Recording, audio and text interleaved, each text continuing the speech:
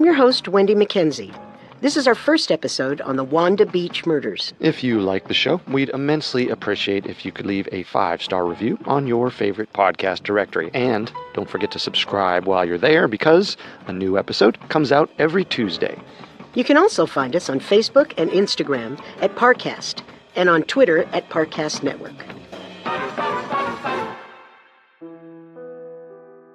In 1965, the beachside towns of Australia were known as idyllic travel spots, as well as wholesome residential areas. Full of playful innocence and picturesque neighborhoods, where leisure and the simple things in life, like a trip to the beach or a train ride to a nearby town, were commonly valued. Danger was rarely a concern. Children played unsupervised. Parents didn't need to worry about abduction, let alone murder. Life in the suburbs of Australia was safe, secure, and one might even dare to say, perfect. But the violent murder of 2 teenage girls on a blustery day in January changed all that. The killer ended the young lives of 2 teenage girls, Marianne Schmidt and Christine Sharrock, an act which shocked a seaside community and ultimately all of Australia. Their story became known as the Wanda Beach Murders, one of Australia's most infamous unsolved murders of the 1960s. And while this story revolves around Marianne and Christine, many other people were affected. Parents, grandparents, siblings, detectives, and a slew of suspects either played a role in this mystery or felt the consequences of it. But the story begins and ends with victims, Marianne and Christine. So, we must first learn a little more about them. Marianne Schmidt was not born and raised in Australia. In fact, she was of German descent, born to Helmut and Elizabeth Schmidt on October 30th, 1948, in Berlin. The second eldest of 7 children, Marianne, with the help of her older brother, Helmut Jr., often looked after the other children. In 1958, when she was 10 years old, Marianne and her family emigrated to Melbourne, Australia. But once they arrived in Australia, the family kept moving around. A lot. In fact, they spent the first 4 years in their new home country, traveling from hostel to hostel. That must have been tough. Yeah, stability was not something Marianne was familiar with as a child. But in 1963, her father Helmut planted roots in West Ryde. A suburb of Sydney, West Ryde lies about 9 miles north of the central business district. The choice to settle here may have been related to Helmut's recent diagnosis with Hodgkin's disease. This is a type of cancer that affects the lymphatic system of the body, which is part of the immune system. There are many effective treatments now, but it was tougher to beat back in the 1960s. Helmut may have believed he didn't have much strength to keep moving the family from place to place. Or maybe he just wanted to make sure that they had a stable home in the event that he would not be able to take care of the family much longer. He may have sensed he wouldn't last long because just a year after settling the family in West Ryde, Helmut died in 1964. Without Helmut, life was hard for his widow Elizabeth and the children. Elizabeth struggled to feed and clothe their 7 children. They were all barely surviving on meager welfare payments. But there was a local family she could turn to in her time of need. The Taigs, her nearby neighbors, and grandparents to a girl Marianne's age named Christine. Christine Sharrock was born October 5th, 1949 in Sydney to Beryl Mayer. Christine's father passed away 4 years after she was born. Her mother, Beryl, remarried and moved to another suburb of Sydney. But Christine chose to live with her grandparents, Jim and Jeanette Taig, in West Ryde. The reason for this is unclear, but the fact remains it was through her grandparents that Christine met Marianne. Both girls were 15 years old. Both had short, wavy brown hair. Both were about the same height. Even their smiles were similar. They could have easily been sisters. Marianne's mother, Elizabeth, once said they could have been twins. And she even noted that when the two met, something just clicked. A bit shy and soft-spoken on their own, the 2 girls were much more outgoing and adventurous when together. In fact, on New Year's Day in 1965, they took a train to Cronulla Beach. They fell in love with the spot. They eventually ventured up north to the Wanda Beach sand hills, and they became even more enchanted. Something about the dunes was alluring, wild even. But sadly, they would only return to the dunes one more time in their lives. Sometime after the new year, Marianne's mother, Elizabeth, was admitted to the hospital for an operation. It's not known what the operation was for, but Elizabeth spent a few days in the hospital recovering, so it must have been something fairly serious. As expected, Marianne and her older brother Helmut Jr. had to hold down the fort at home and take care of their 5 younger siblings. But there was still room for a little fun. On January 9th, while Elizabeth was still in the hospital recovering, Marianne and Christine paid her a visit, with one goal in mind, a trip to Cronulla Beach. Hello, loves. What are you doing here? Hi, Mom. How are you feeling? Very tired, sore, but I'll be okay. How are the children? They're good. Wolfgang misses you the most. He cries at night. Are you reading him stories before bed? Yes, but he says I'm not as good at the voices as you. He is sweet. And the others? We're all keeping busy. And you're finishing all your homework? Of course. It's true, Mrs. Schmidt. I come over after school, and Marianne and Helmut make sure the kids do all their work. That's good to hear. So, Mother, Christine and I were wondering something. Yes? We'd like to take the kids for an outing to Cronulla Beach tomorrow. The beach? You'll have to take a train. That's right. All the children? That's a lot for you to handle. Helmut and Hans said they'll stay home and clean. Christine and I will take care of the little ones.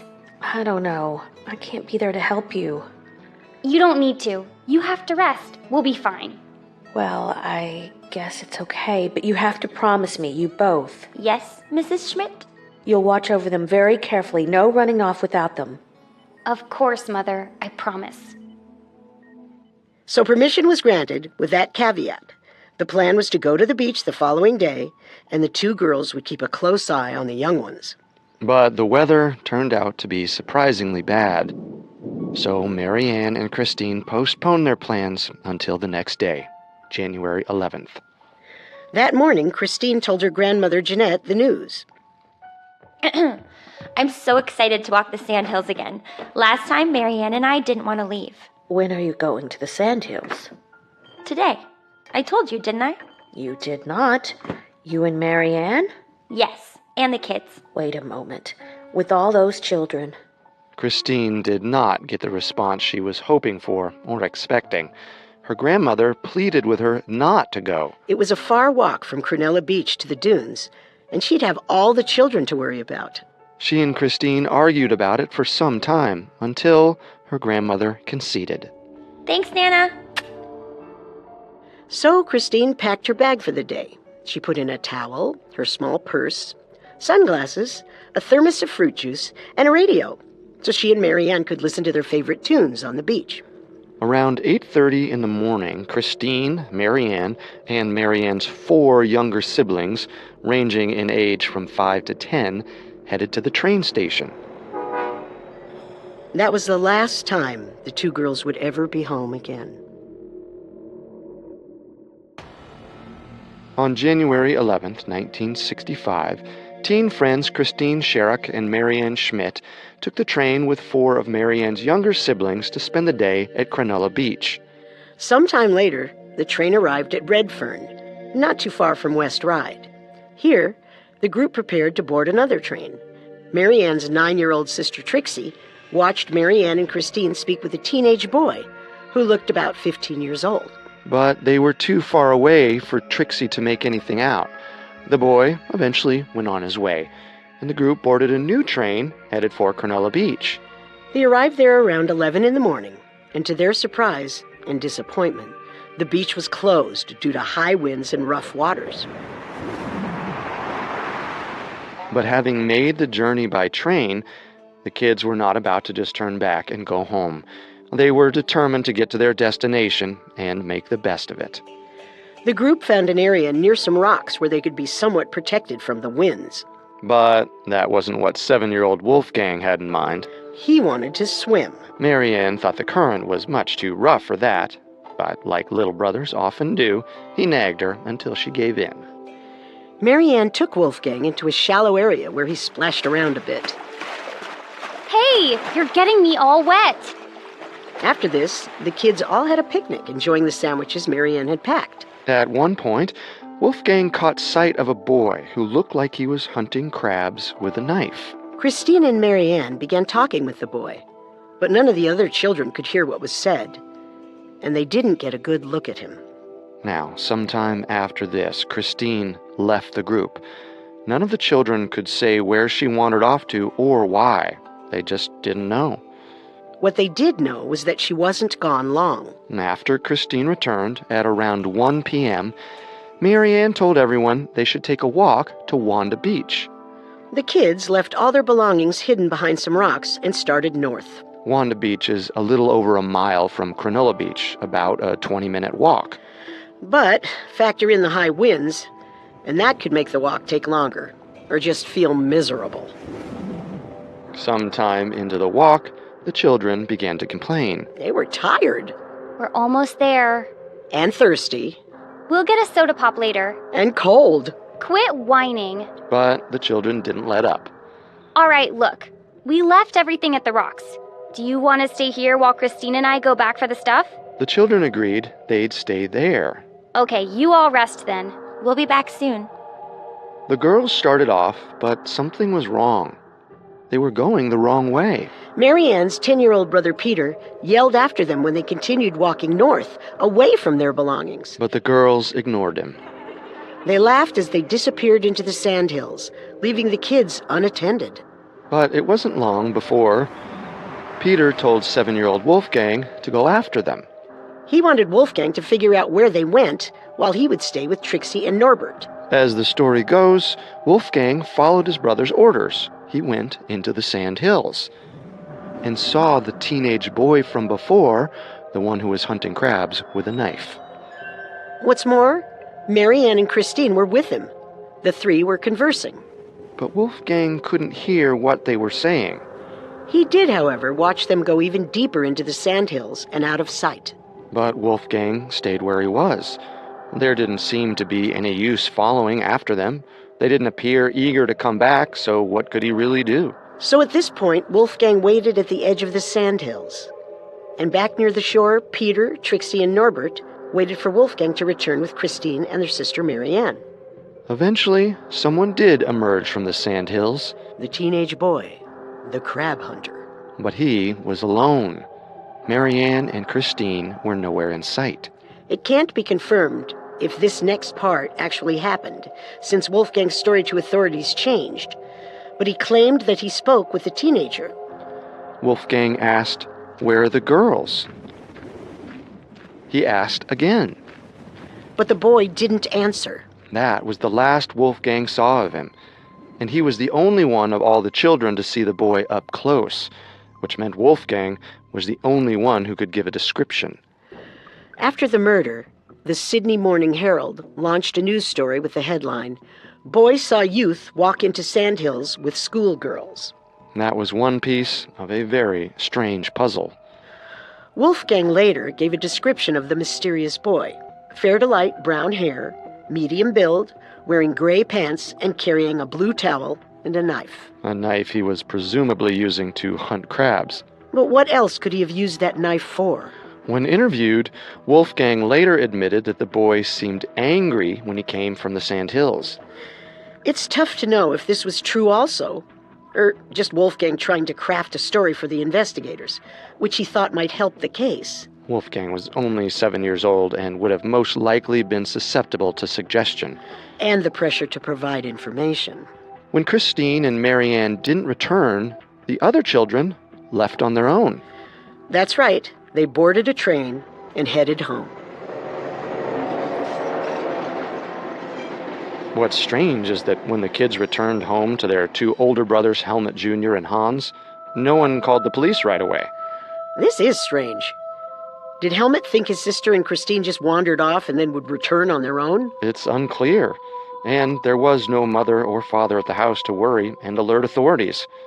So, who called the cops? Christine's grandmother, the one who was so adamant that Christine not go to Cronulla Beach without an adult. When she reported Christine and Marianne missing, the police weren't too concerned right away. Well, ma'am, this has been known to happen. Teenagers do stay out past their curfew. But you don't understand. Christine and Marianne, they've never done this before. There's a first time for everything. I understand that, but... Do you need to get that? Yes, one moment. Officer, Christine told me she'd be back in time for dinner. She doesn't lie. And she and Marianne were responsible for all those children. They promised Mrs. Schmidt they'd keep a close eye on them. Why would they just abandon the children? Well, let me ask you this. Has your granddaughter or Marianne ever traipsed around with anyone who might be a bit questionable? Questionable? Well, no. But you see, officer, they only spend time with each other. They're best friends. More like Siamese twins joined at the hip. Well, listen. I'll take down the report and I'll let you know if we hear of anything. Give us another ring if the girls aren't home by morning. They weren't. And it wouldn't take too long before authorities would connect the dots between the missing girls and what occurred later that next day. That was the day Peter Smith discovered Marianne's body while strolling along the beach with his nephews. He gathered the boys and hurried to the nearby Wanda Beach clubhouse, where he called the police. He originally thought that maybe Marianne had drowned and washed up on shore. The police reported to the site.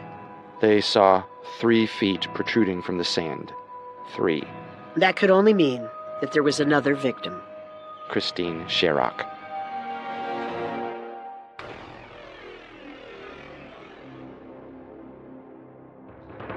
On Tuesday, January 12, 1965, Peter Smith and the police discovered the bodies of Marianne Schmidt and Christine Sharrock buried in the sand dunes of Wanda Beach.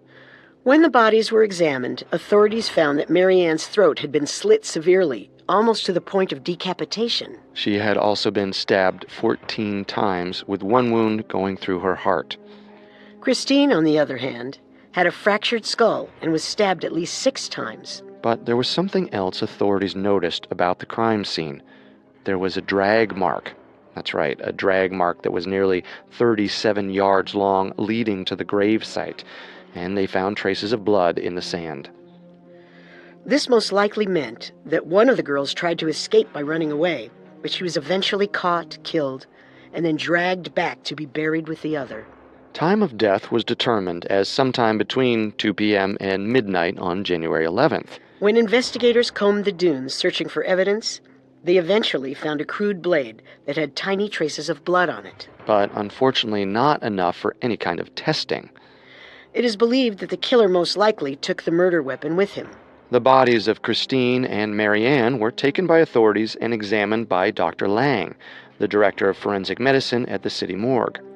Dr. Lang found evidence of semen on both of the victims, but a close examination proved that the girls had not been penetrated. Their hymens were still intact. Okay, so the girls were not raped before or after their murder. Correct. Dr. Lang then examined their stomach contents. It's interesting, Detective. What is? Well, Miss Schmidt's stomach contains the remnants of a sandwich. But in Christine's, I found celery and cabbage. And there was alcohol in her bloodstream. So the girls were drinking? No, officer. Not girls, just Miss Sharrock. There were no traces in Miss Schmidt's stomach. Now, at first I thought the evidence of alcohol could have just been the cabbage fermenting, but that's not possible. There was not enough time for that. The other children said they had sandwiches for lunch. Which explains the food in Miss Schmidt's stomach. I wonder where Miss Sharrock procured the celery and cabbage from. There are a lot of restaurants near the beach. She could have easily picked up a snack at one of those, yes? So at the time of her death, Christine had different foods in her stomach than Marianne, as well as alcohol. Well, Christine did wander off at one point in the day. Could she have gotten some alcohol during that time? Sure. Or someone got it for her. Maybe her killer. Could Christine have gone to meet her and Marianne's killer when she left the group? That leads me to a question. Did the girls know their killer? It's interesting that you bring that up because a little over a week before their deaths, the girls both wrote in their journals on New Year's Day, explaining that they met some boys at the beach, and they had discussed meeting up again soon. Once authorities found these diary entries on January 16th, the police commissioner made an appeal to the public, asking for these 2 boys to come forward. They eventually did. They were brought in and questioned. The boys provided alibis that checked out. But I still can't help but wonder, was one of these boys the mysterious teenager hunting crabs? Let's talk more about this teenager. Wolfgang provided a description of him to authorities. Right through here.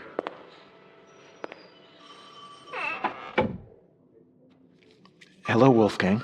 I'm the man who wants to find out who hurt your sister. can you tell me a little bit about the boy you saw at the beach? He was hunting crabs, wasn't he?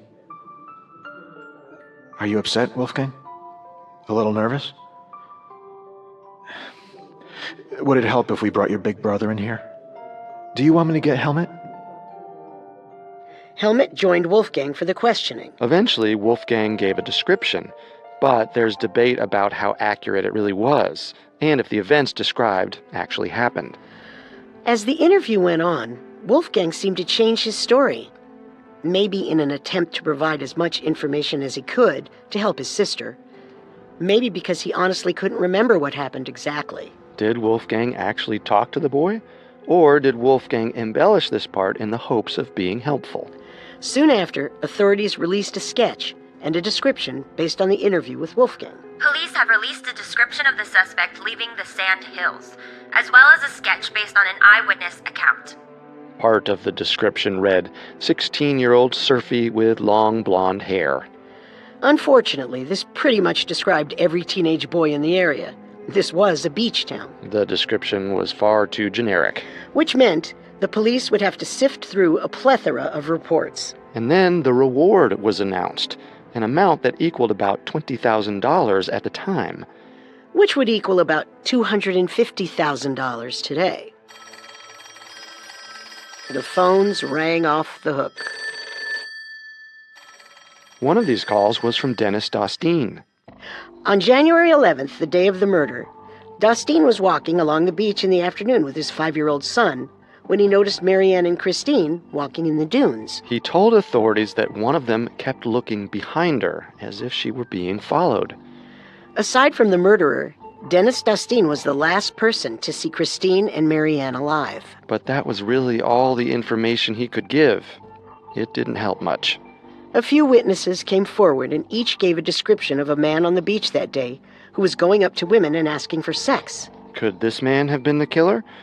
We know the girls weren't raped, but the crime was sexual in nature since semen was found on both bodies.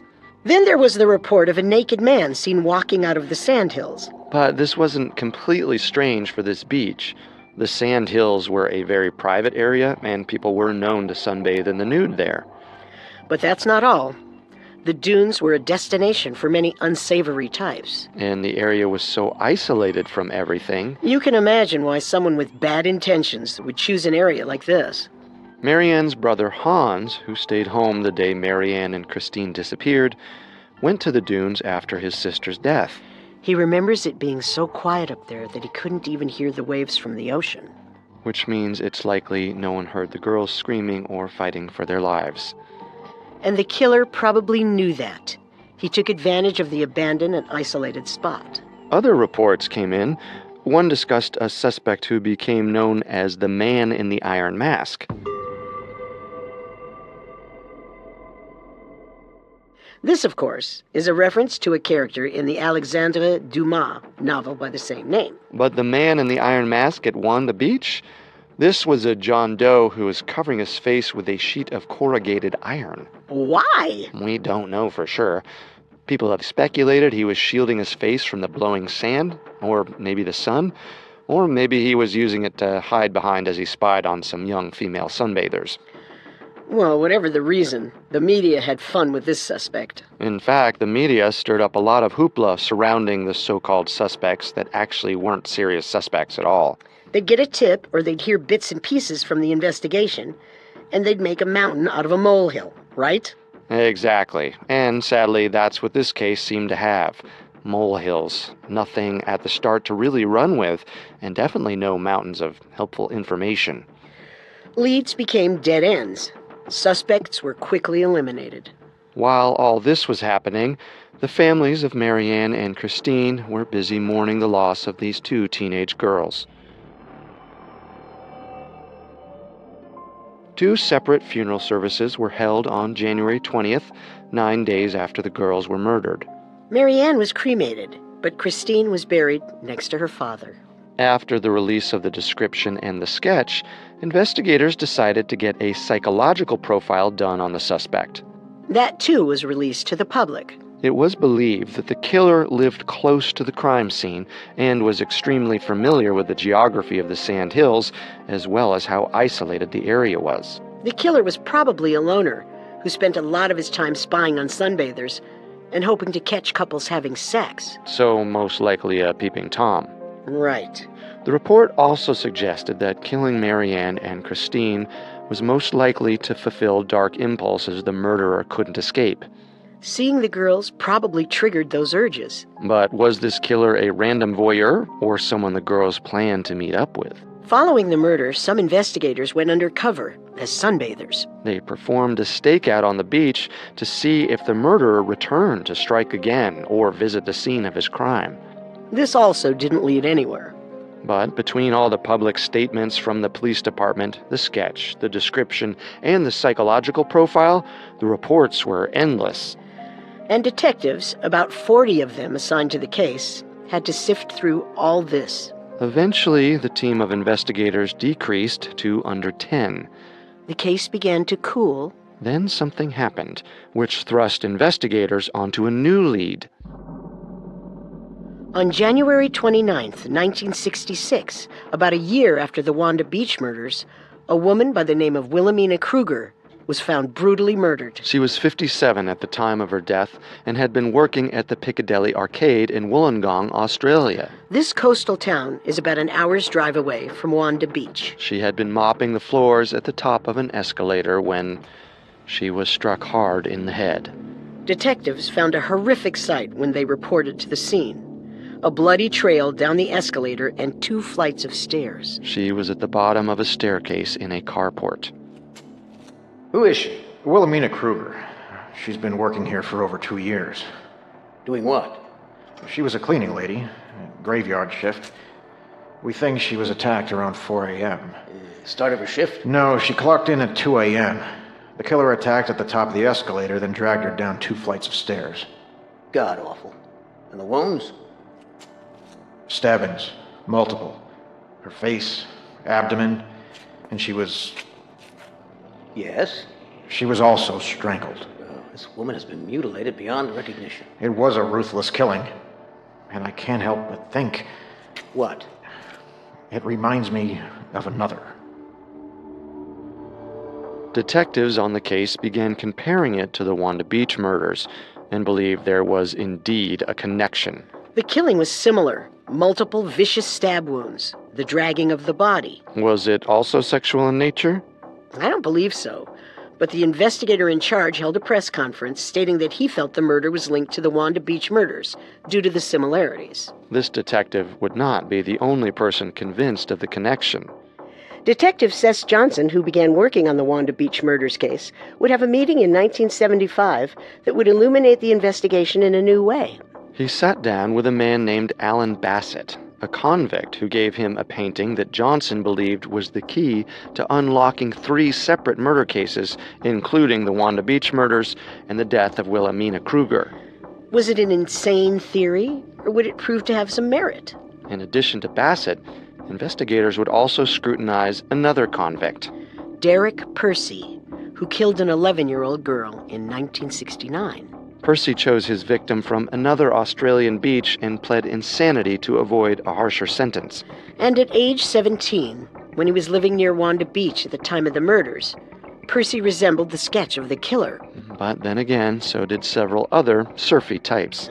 Could he have started killing girls before 1969, beginning with Marianne Schmidt and Christine Sharrock in 1965? And there was a third suspect, a man who became known as the Beauty Queen Killer. Deranged serial rapist turned serial killer, Christopher Wilder, often lured young women by posing as a photographer named David Pierce. Have either of you ever thought about modeling? You've got the faces for it. And if you don't mind me saying, the bodies too. What do you know about modeling? Well, I'm a photographer. One of my many talents. You are? Well, where's your camera? In my car. Could I take your picture? Wilder began a killing spree in 1984, but was active as a criminal long before that. Starting at 17, when he and a group of his friends gang raped a local girl. His crimes escalated from that point on. Perhaps the Wanda Beach murders were just the tip of the iceberg for the true killer. A horrific starting point for a life dedicated to taking lives. Maybe the Wanda Beach murders were just one part of a much larger story. A story that is more like a latticework, connecting homicides, sexually deviant suspects, a string of convicts, and the investigators who sought to solve one or more of Australia's darkest cases. One thing's for sure. The Wanda Beach murders let the world know that times were changing. Some were threatening the supposed security of the area. Idyllic existence was a thing of the past. The murders of Marianne and Christine also taught us that sand rarely hides a body for long. When the wind blows, it takes the sand with it.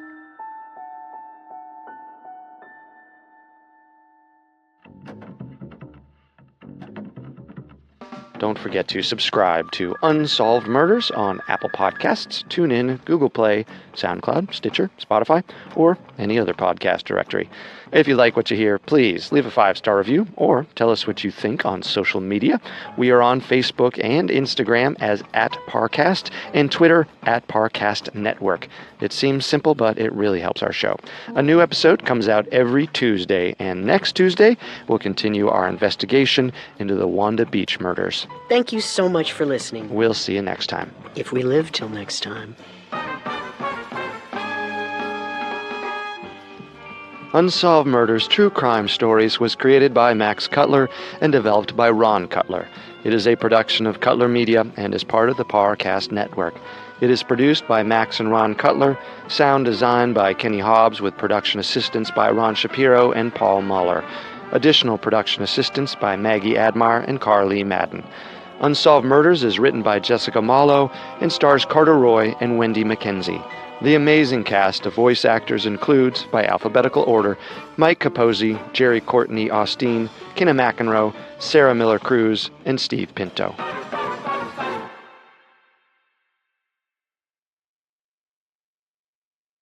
Due to the graphic nature of this murder case, listener discretion is advised.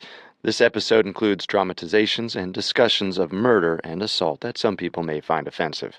We advise extreme caution for children under 13.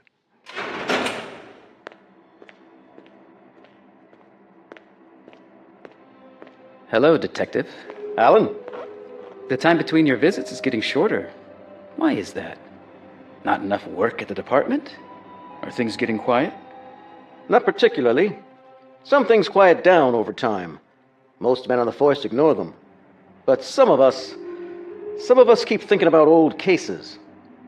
Not the 2 girls at the beach again. That was 10 years ago, Detective. I know. But you can't let it go. No. I didn't kill those girls. But for some reason, you think I did. You killed Miss Orphan less than 2 years later. So? In Wollongong. I know all this. Same town Wilhelmina was killed in not too long after the Wanda Beach murders. And you believe they are connected. I get it, but that has nothing to do with me. Fine. I'll drop it. For now. Good. Because I have something for you. I painted it. In art therapy. Wow, that's quite good. Why give it to me? Well, you're my most frequent visitor, if you can believe it. And maybe you're a friend. I don't know. When I painted it, I knew I had to give it to you. In fact, I meant it for you from the start. It's the coast, isn't it? It's whatever you see. Are these sand dunes? Oh, our time is up, Detective. The guard's coming over. Wait, Alan.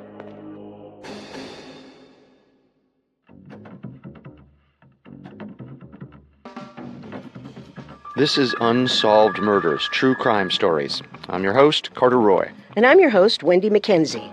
This is our final episode on the Wanda Beach murders. If you like the show, we'd immensely appreciate if you could leave a 5-star review on your favorite podcast directory. And don't forget to subscribe while you're there, because a new episode comes out every Tuesday. You can also find us on Facebook and Instagram at Parcast and on Twitter at Parcast Network. One day in 1975, Detective Seth Johnson, who had become obsessed with the Wanda Beach murders, visited a man he believed to be a prime suspect in the case. Alan Raymond Bassett, who was serving time at Morisset Hospital in the Maximum Security Division for the criminally insane. Bassett was convicted of raping and murdering 20-year-old Carolyn May Orphan in Wollongong, Australia. This was just 18 months after Christine Sharrock and Marianne Schmidt were murdered in the sand dunes of Wanda Beach in January of 1965. On one of Johnson's visits, Bassett gave him a painting that he had completed. It depicted a beach scene, or at least that's what Johnson saw. Johnson would come to believe that the painting wasn't just a painting, but much more than that. As he spiraled down deeper into the cold case, Johnson would become convinced that the painting was in fact a riddle revolving around the Wanda Beach murders, and that Alan Bassett had the answer. On January 11th, 1965, two teenage girls wandered into the sand dunes of Wanda Beach near Sydney, Australia. They never returned. It is believed that they went into the dunes with a mystery teen, whom the media described as a surfy boy. Wolfgang Schmidt, the 7-year-old brother of victim Marianne, could provide the only eyewitness account. And there's debate about whether his story is actually accurate to the events that transpired. Wolfgang remembers seeing the surfy teen hunting crabs with a knife. Victims Christine and Marianne were both viciously stabbed several times with what looked to be a knife. Their mutilated bodies were discovered a day later by Peter Smith, a man who was just walking the dunes with his nephews. Later, the medical examiner found traces of semen on both of the victims, but no signs of rape. Which means that the killer most likely masturbated on his victims, possibly after their deaths. So there was a sexual component to the crime, but since the girls weren't raped, we can't assume that it was purely sexual in nature. However, the sexual aspect of the crime does help when looking at serious suspects. The ripple effect of the brutal murder stirred to life a ravenous manhunt that would affect thousands of potential culprits. The first wave of suspects proved fruitless, unfortunately. Anyone doing anything seemingly out of the ordinary was reported. This was probably because there was a reward involved, so supposed witnesses called, pointing fingers at essentially anyone who was acting minorly suspicious. Nudists, a man asking women to have sex with him, a man on the beach shielding his face with a sheet of corrugated metal. Yes, the infamous man in the iron mask. Over the course of the tiresome investigation of the Wanda Beach murders, around 14,000 people were interviewed in total. And 5,000 people became persons of interest. That's right, 5,000. This is a massive number for a murder investigation. Yes, but only a few became prime suspects. 3 different men, all from around the Sydney area. One of those men was Christopher Wilder. Good afternoon, ladies. Hello. Hi. You go to the university? No. What? We're still in high school. Is that so? You look much older. And you're not even wearing makeup either. Who wears makeup to the beach? Wilder was known to lure young women by promising to take their picture. Most of his victims ended up tortured, often by electrocution, then strangled, stabbed, or shot.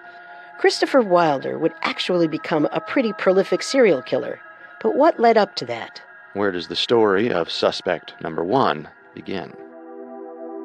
Christopher Wilder was born in Sydney, Australia on March 13, 1945, which would make him 19 years old at the time of the murders. Right from birth, he had some trouble with life in general. He was sick as a newborn, and he nearly died. When he was 2 years old, he almost drowned in a pool. At 3, he began suffering from convulsions. Physically, he wasn't so healthy, and eventually he would struggle psychologically. As a preteen, he became an active peeping Tom. But it was when he was 17 that he crossed the threshold into serious crime. That's right. Along with some of his friends, Wilder gang raped a girl on the beach in his hometown of Sydney. He was arrested and sentenced to 1-year probation. But he was also forced to undergo electroshock therapy. This was common at the time, and it was supposed to reduce his sexual urges. This may have had the opposite effect on him. Instead of curing him of his urges, it may have contributed to them. Electrocution became an integral part of his modus operandi, or how he killed his victims. Wilder didn't always kill his victims, though. Sometimes he'd tie them up and force them to strip down or perform sexual acts on him. Then he'd masturbate on them before releasing them. He'd pose as a photographer using the alias David Pierce. That's beautiful. Just beautiful. Please let me go. We're not done yet. No, Wilder was just getting started. It was in 1984 that he began a killing spree. Before that, it's believed that he only tortured and raped his victims. On March 4th, 1984, a 23-year-old woman by the name of Elizabeth Kenyon disappeared in Miami, Florida, where Wilder was actually living at the time. Right before her disappearance, she had spent time with her parents in Miami. During their visit, her father became disturbed when he saw bruises on her arms and legs. Lizzie, what happened? There was a fight at school between two of the boys. I helped break it up. Those bruises look bad. How long did it take you to break it up? I don't remember. I don't like you working at that school. Those kids are troubled. I know. They need help. That's why I do it. Kenyon worked as a teacher at Coral Gables High School in Florida for children who suffered from emotional and psychological issues. And although it was more dangerous than a typical day job, the troubled kids may not have been responsible for the bruises. Once Kenyon was reported missing, the investigators sought out her 3 ex-boyfriends, one of whom was Christopher Wilder. Now, by this point, Wilder was 38 years old. When was the last time you saw Miss Kenyon? About a month ago. Her car was found at the airport. Do you know if she was planning on going on some kind of trip? I don't know. Like I said, I haven't seen or spoken with her in about a month. The investigator who interviewed Wilder later touched base with Wilder's secretary, who provided some conflicting information. Wilder may have actually been communicating with Kenyon for some time. Flash forward to March 13th, 8 days after Kenyon first went missing. It was actually Wilder's 39th birthday. He happened to see a newspaper article which detailed him as a suspect in the disappearance of Elizabeth Kenyon. So what did Wilder do? He got out of Miami. And then killed a 21-year-old Terry Ferguson, whom he picked up in a mall in Satellite Beach, Florida. He dumped her body in a canal before continuing on. Even while on the run, Wilder managed to target several other women. One was Linda Grover, 19 at the time. Wilder kept her captive in a Georgia motel room where he raped and tortured her. But at one point, Grover managed to escape his clutches by running into the bathroom, where she locked herself inside and began screaming at the top of her lungs. Fearful that this would cause people to discover his crimes, Wilder fled in a panic. Not long after that, he killed 3 other women, one in Texas, one in Oklahoma, and one in Utah. On April Fool's Day, 1984, a teenage girl named Michelle Korfman went missing. The bodies and disappearances were adding up. And so, Wilder made the FBI's 10 most wanted list in a very short amount of time. Right.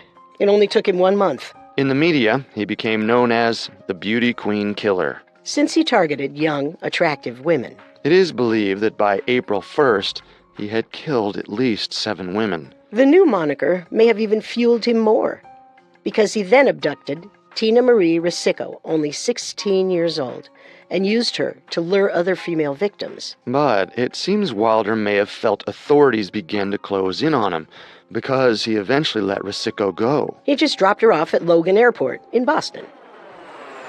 She got on a plane and ended up in Los Angeles, where she went to police. Can I help you? I need to speak to an officer. You're at the right place. You can speak with me. Is everything all right? No. He killed her and he made me watch. Okay, come with me. Let's go somewhere quiet where we can talk. Ricicco told the cops as much as she could. This included a description of Wilder's car. On April 13th, 1984, 2 state troopers recognized the car as Wilder was attempting to cross the border into Canada. They pulled him over, and Wilder panicked. He reached for his revolver as the troopers approached. During the scuffle, the gun went off. Twice. The first bullet hit Wilder but traveled through his body and ended up in the liver of Trooper Leo Jellison. The other entered into Wilder's heart. He died immediately. Because of the way that it happened, authorities deemed it a suicide. Wilder died having killed at least 8 women, but possibly more. So we know a lot about Wilder's actions and whereabouts in the 1980s, but what about around the time of Christine and Marianne's deaths in 1965? Well, Wilder was 19 years old at the time of the Wanda Beach murders and living in the Sydney area. Which gives him close proximity to the crime scene. Could the killing of Marianne and Christine have actually been his first murder, an act which catapulted him from serial rapist to serial murderer? Like we said, Wilder went after gorgeous teenagers and 20-somethings who fell for his photographer act. Could he have pulled the same thing on Marianne and Christine? Did he promise them a photo shoot in the dunes? If Marianne's brother Wolfgang's testimony is true, maybe Wilder was the teenager hunting crabs. You girls are really pretty. Thank you. You're not from around here, are you? We're not too far, up in West Ride. West Ride? Yeah, I've been there. I photographed a friend in the park once. You're a photographer? Well, I want to be. Say, what if I took both your pictures? I have a camera with my stuff up in the dunes. Like a photo shoot? Sure. It'd be great practice for me. What do you say? What about the kids, Marianne? Oh, they'll be fine. It won't take long. That's one hypothetical scenario. Unfortunately, there was no camera found in the evidence. Maybe he wasn't luring girls with the promise of a photo shoot yet. Maybe that was something that he picked up later. So, was Wilder the surfy boy described by Wolfgang and the media? Or was the mysterious killer on the windy beach that day someone else entirely? Another convicted killer who was only caught thanks to the heroics of an 11-year-old boy.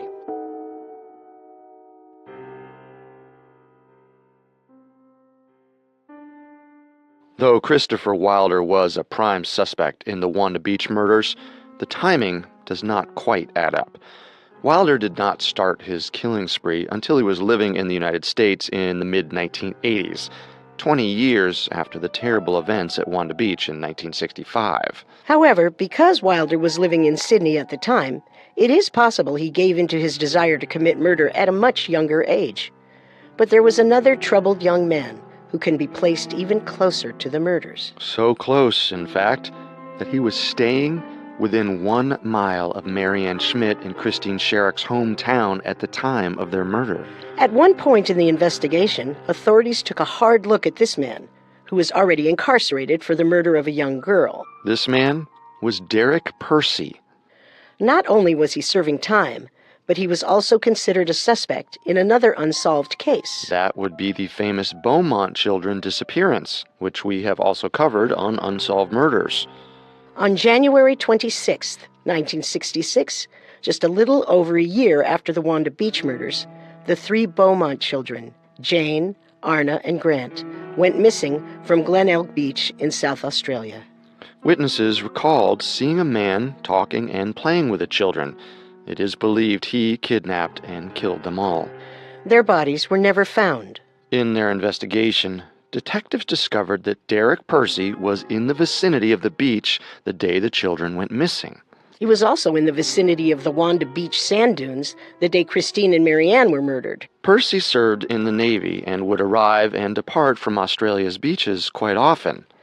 Journalist Debbie Marshall, who wrote a book on Percy, once stated, everywhere that he went on family holidays, or in the Navy it seemed, children had either disappeared or were found murdered. One of those children was 11-year-old Yvonne Toohey. In July of 1969, 4 years after the Wanda Beach murders, Percy abducted Toohey from the beach of Warneet, Victoria, in Australia. She had been playing in the sand with her friend Shane Spiller. The two had gone down there to chop some wood and make a fire. Percy approached and suddenly put a knife to Toohey's throat.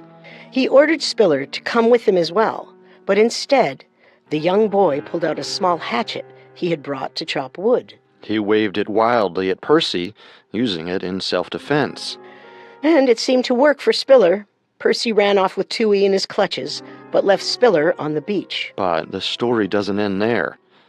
Spiller eventually spoke to authorities and remembered a lot of helpful details. I just spoke with the kid. He says the suspect drove off in an orange station wagon. Year? Oh, come on, he's 11. Just asking. What else? You know, he drew this for us. What is it? A seal? Close. An insignia. For the Royal Australian Navy. The boy saw the sticker on the rear window. You don't say. He's smart for 11. Did he give you a description of the suspect? He said he thought he was in his 20s. Definitely older than a high schooler, but younger than his dad. He had a long, narrow face. I say we check out the nearby bases. Interview some long, narrow-faced naval officers. The closest base is HMAS Cerberus. Good. Let's start there. Detectives tracked down Percy at the base and found him in the laundry room. He was washing Tui's blood from his clothes. Put your hands where we can see them. Percy was arrested on the spot. And was brought in for a lineup. Shane Spiller had to identify him. But a two-way mirror wasn't used. Maybe this particular police station didn't have one. Which meant Spiller had to look Tui's killer in the eye when he pointed at him. Spiller later recalled how chilling the moment was, saying, quote, "I had to walk up and point right at his nose. The look he gave me." Spiller acted bravely, and he was rewarded for it. The police station showered him with gifts. The local newspaper photographers took a picture of him standing heroically, holding his metal tomahawk. But the experience had a devastating effect on Spiller, which didn't seem to emerge until a few years later. That's when he started to express his fear of the dark and began drinking at age 14. That's when his downward spiral began, and it didn't end. In September of 2002, Spiller went missing. After the traumatic experience back in 1969, Spiller feared Percy would come after him. Is it possible he did? Well, most people believe Spiller committed suicide and that his body has never been found. And it would have been impossible for Percy to have gone after him himself. Here's why. We, the jury, find that no sane individual could have committed such an act.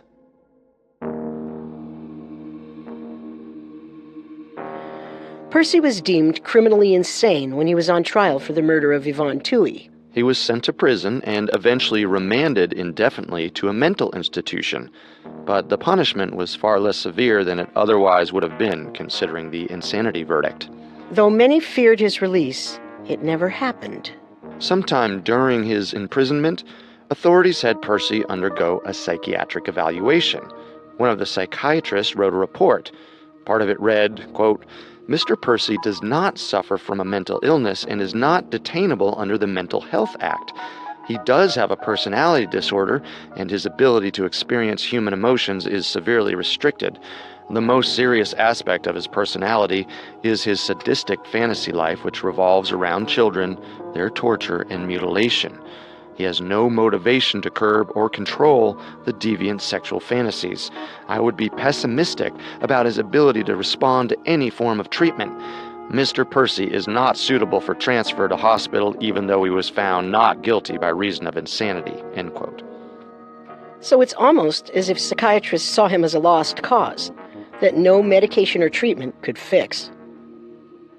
Percy was 17 years old when Christine and Marianne were killed at Wanda Beach. Could Percy have been the knife-wielding kid looking for sand crabs in the dunes? He did attack Yvonne Tui with a knife on the beach just 4 years later. Other than this, he had also assaulted 2 6-year-olds prior to the Wanda Beach murders. Percy is believed to have been involved in the deaths of at least 8 children. And that includes Christine Sharrock and Marianne Schmidt. In 2007, some new evidence relating to Percy surfaced. That's right. When Percy was 57 years old, investigators found one of his storage units in South Melbourne. Inside, they discovered packets of razor blades that may have matched the wounds found on Christine and Marianne. More incriminating were the diary entries that discussed events which seemed to describe child abductions and murders that were still unsolved. But the most fascinating item found in the storage unit? A note with one word handwritten on it. Wanda.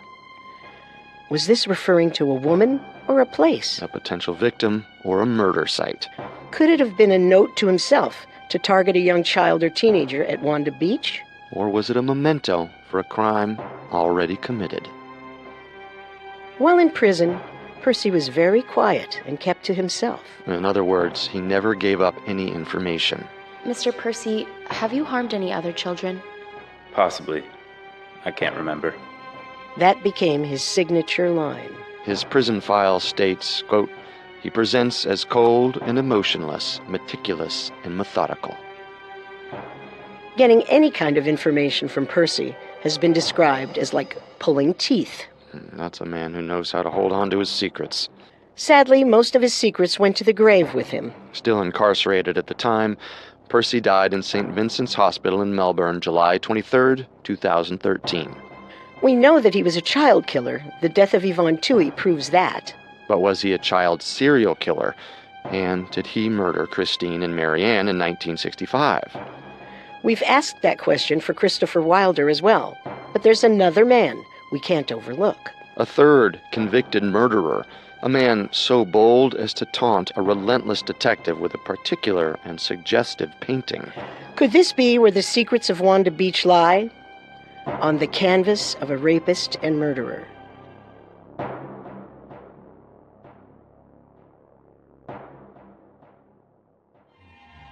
Christopher Wilder and Derek Percy are both compelling suspects in the case of the Wanda Beach murders. Both were convicted murderers proven to be responsible for several heinous acts. Unfortunately, Wilder died before he went to prison, and Percy always remained tight-lipped about the amount of children that he potentially killed. But there is a third man that comes up in this case, a man that might have implicated himself in a very unusual way. Alan Raymond Bassett, how do you plead? I'd like to ask for a plea of manslaughter. The jury will deliberate.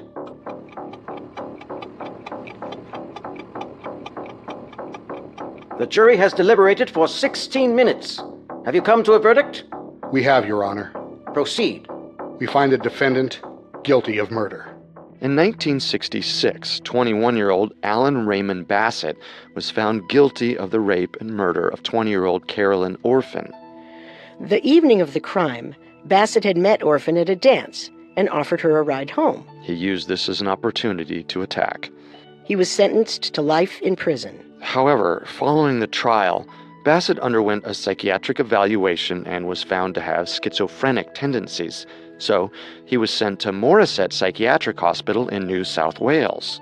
He was held in the unit for the criminally insane. Bassett killed Orphan in June of 1966, about a year and a half after the Wanda Beach murders. There were a cluster of murders, in fact, that authorities believed were in some way connected. Besides Orphan and the Wanda Beach murders, there was the death of 57-year-old Wilhelmina Kruger, which we discussed in the first episode. While on a graveyard shift as a cleaning lady, she was struck in the head at the top of an escalator in the Piccadilly Arcade, a large movie theater and shopping center. She was stabbed several times and dragged down multiple flights of stairs. But there was also the death of a 27-year-old sex worker named Anna Dowling-Koa. She was found a month after Kruger, stabbed and mutilated. Investigators for the different cases wondered if they could all be related. But it was one detective in particular assigned to the Wanda Beach case that suspected this more than his comrades. And he believed the answer lay with Alan Bassett. Detective Cecil Sess Johnson interviewed and stayed in contact with Bassett for several years after considering him a suspect in the Wanda Beach murders. Their relationship took an interesting turn in 1975. That was the year Bassett gave Johnson a painting that he had done in art therapy. It depicted a landscape. Johnson hung it up in his house. What's that? It's a painting, sweetheart. Well, I can see that, but what's it of? What do you see? I don't know. It's a little abstract. Looks like some grass and water. That's it? That could be a lake, and those look like trees. Who painted it? An associate. At the station? No. It's quite interesting, but it's no Van Gogh. I hope you didn't spend too much on it. I didn't spend anything on it. It was a gift. Oh! Well, we should have the artist over for dinner. Well, that might be a bit tough.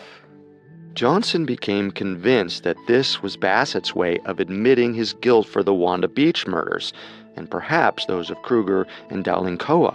Johnson originally thought Bassett could have been responsible for the deaths of Christine and Marianne because he had killed a young woman not too long after their murders. Johnson became so entranced by this theory that he actually wrote a book about it. And spoke with a crime reporter named Bill Jenkins and convinced him of his theory. Strangely enough, Johnson never got his book published. Well, it wasn't laziness. Fate had other plans. Johnson later died in an accident, but there isn't much information available about the specifics of how this transpired. Jenkins, however, did actually write and publish a book of his own called As Crime Goes By. There's an entire chapter on the Wanda Beach Murders. Jenkins discussed Johnson and Bassett and the painting, proposing it as a potentially viable theory. This did not sit well with Bassett, who was released in 1995 after serving 29 years in prison. He challenged Jenkins by threatening to take him to court, but that never happened. Jenkins died shortly after this. And it seemed that Bassett let it go. He even offered to give authorities a sample of his DNA to prove his innocence. But whether or not he has been cleared as a suspect remains confidential. Authorities were hopeful at one point that some DNA found in a blood smear from the crime scene might open up a new door for the case. In fact, DNA was taken from Derek Percy before his death. Nothing came of that either. The DNA sample from the crime scene in 1965 was highly degraded, which means it would be difficult to match anything against it. So even with the killer's DNA, scientists may still not get a match. The bottom line? DNA testing hasn't led to any breakthroughs. As we think about Bassett, the real question revolves around evidence. Was there any, circumstantial or otherwise, that would make him a strong suspect? Well, in my opinion, no. He was in fairly close proximity to the murder, and he actually committed murder later. But other than that, there's only Johnson's claims. And it's my assumption that Bassett may have been toying with Johnson. Meaning? Well, he knew that Johnson suspected him of the Wanda Beach murders, so maybe he fed into that. Maybe he played along. He was destined to many years in prison, so maybe this was a form of entertainment for him. And maybe the painting was all part of this fun, too. Yeah, maybe. And it's possible Bassett said some things that would lead Johnson to believe he was, in fact, the killer. Things no one else was privy to. So I think we can agree that while the Alan Bassett story is intriguing and could get our wheels spinning, there's not enough evidence to make him our top suspect. Correct. So let's look at Christopher Wilder, the beauty queen killer, as he was called by the media. Prolific serial killer, Sydney-born. But he mainly killed in the United States, not Australia. The main reason he was even considered a suspect in the Wanda Beach murders is because he had been convicted of a gang rape in Sydney in 1963, a rape that took place on a beach. Well, he was also said to have been nearby the location of the murder at the time. And then there's Derek Percy. For starters, he was very close, physically, to the murder site. Right. He was staying with his grandmother in Ryde, Christine and Marianne's town, at the time of the murders. In fact, he was only a little over a mile away from where the girls lived. That's very interesting. Could he have seen them prior to the day they were murdered? Like in a nearby neighborhood or grocery store? Could he have seen them outside their school? Stalked them even? Want to come over today? My grandma can make us a snack. Sure, but I better ask my mom first. Hey, see that guy behind us? Does he go to our school? I don't think so. No, look at his shirt. He's in the Navy. He's cute. Is he following us? The fact that he was living so close to the girls is a big red flag to me. This could mean that the murder wasn't opportunistic but premeditated. We are, of course, hypothesizing at this point, but it's definitely possible he knew or had seen the girls prior to their death. We know that Percy killed Yvonne Toohey. He used a knife in a sheath when he murdered her. The Wanda Beach murderer also carried a knife in a sheath, and we can't forget about the note that simply read, Wanda. There were other notes, too, that seemed to describe events from other unsolved homicide cases involving children. I'd find all of that pretty damning. And I just don't think that Bassett or Wilder have anything that comes close to that. In my opinion, Derek Percy is our murderer. I agree. Of the three suspects discussed, Derek Percy is the clear choice for me. Too bad we can't question him ourselves. Aside from the storage unit, Percy didn't leave much of a trail of possible evidence. While imprisoned, he kept to himself. He didn't engage with other prisoners or reveal much about himself to the psychiatrists on staff. He didn't admit to or brag about any crimes, and he didn't speak of the one he did commit. When asked if he had harmed any other children, he would always reply, quote, "I may have, but I can't remember." So was Percy actually insane, or just the world's greatest actor? And did Christine and Marianne meet him that day in January? Or is there still someone out there, the mysterious, anonymous surfy boy, now all grown up? And if so, what has he done since the Wanda Beach murders? Or was it his only crime? One thing's for sure. The brutal slayings of Christine Sharrock and Marianne Schmidt became a warning to all going into the dunes of Wanda Beach. Be careful who you go with. Be aware of your surroundings. And know that if you scream, no one will hear you. The dunes are far from the water's edge, isolated and often windswept. One day they cover bodies. Another, they may reveal them. Maybe one day the identity of the murderer will come to light, no longer covered by the sands of time.